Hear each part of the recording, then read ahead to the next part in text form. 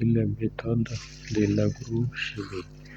L'agrochimie étudie les cycles des substances nutritives en agriculture, les dépendances entre la plante, les sols, les engrais, ainsi que la façon de diriger l'alimentation des plantes cultivées en vue d'augmenter leur rendement et d'améliorer la qualité de la récolte.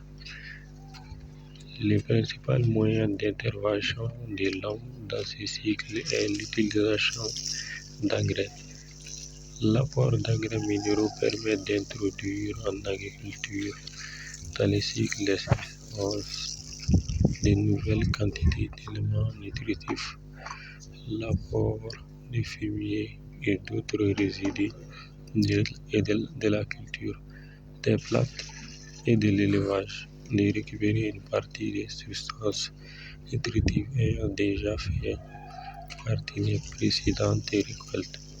Il en résulte qu'il est possible de restituer les substances nutritives exportées par les moissons et leurs pertes non productives à partir du sol même. Érosion hydraulique et éolienne, lessivage, évaporation dans l'atmosphère, etc. Et ainsi non seulement d'entretenir, mais encore d'améliorer la fertilité des sols. Le but essentiel de toute fumier est de régulariser le cycle des substances nutritives en agriculture et améliorer l'alimentation des plantes. Finalement, toutes les tâches de l'agriculture se ramènent à assurer le plus rigoureusement possible la nutrition des plantes. L'étude de la nutrition des plantes a toujours été une des tâches principales de l'agrochimie. Elle étudie aussi le métabolisme végétal suivant les conditions d'alimentation, car les caractères de cette dernière déterminent non seulement la quantité mais aussi la qualité de la récolte. L'étude de ces questions rattache l'agrochimie à la physiologie et à la biochimie des plantes, mais en outre, l'agrochimie a pour tâche d'étudier et de mettre au point les moyens les plus efficaces de diriger l'alimentation et le métabolisme des plantes par un apport d'engrais afin d'augmenter la récolte et d'en améliorer la qualité.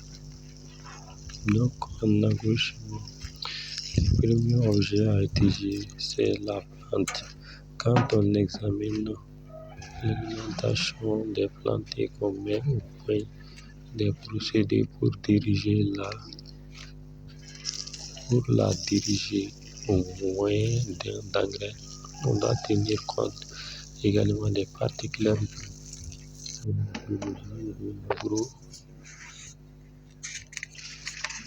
de l'agrotechnique des différentes cultures. Ici se dessine donc le rapport entre l'agrochimie et la culture des plantes. Un autre objet de recherche d'agrochimie, le sol, l'étude de la teneur du sol en substances nutritives et la dynamique de leur assimilabilité des divers processus de transformation des engrais dans le sol, de leur effet sur ses propriétés est un important chapitre de l'agrochimie sur ce plan. Elle a des rapports avec la pédologie et la microbiologie du sol. Enfin, le troisième objet de l'agrochimie, ce sont les engrais même, en étudiant leur composition, leurs propriétés, leur efficacité. L'agrochimie se met en rapport non seulement avec la production agricole, mais aussi avec la production chimique. car l'appréciation des nouvelles formes et variétés d'engrais produits par elle, l'établissement des commandes et livraisons sont des ressorts de l'agrochimie. Les trois principaux objets étudiés en agrochimie, les plantes, les sols, les engrais, forment une association dialectique et interagissent réciproquement. L'étude des rapports entre la plante, les sols, les engrais écrivains Derianikov a toujours été la tâche essentielle des agrochimistes. De plus, il souvient que seule l'agrochimie dans les buts de diriger l'alimentation des plantes par la fumure afin d'améliorer la fertilité du sol et les rendements des cultures agricoles synthétise les connaissances sur ces trois facteurs d'action réciproque. C'est ce qui la distingue des autres sciences connexes, dont les trois sommets représentent la plante, D. Bryanskov a figuré par un triangle dont les trois sommets représentent la plante, le sol, les engrais et les flèches double influence réciproquement de chacun de ces objets sur les autres. Voir figure 1. Le système dialectique des dépendances étudié par l'agrochimie. L'étude de la nutrition des plantes et de l'interaction entre la plante, les sols et les engrais constitue la base théorique de l'agrochimie.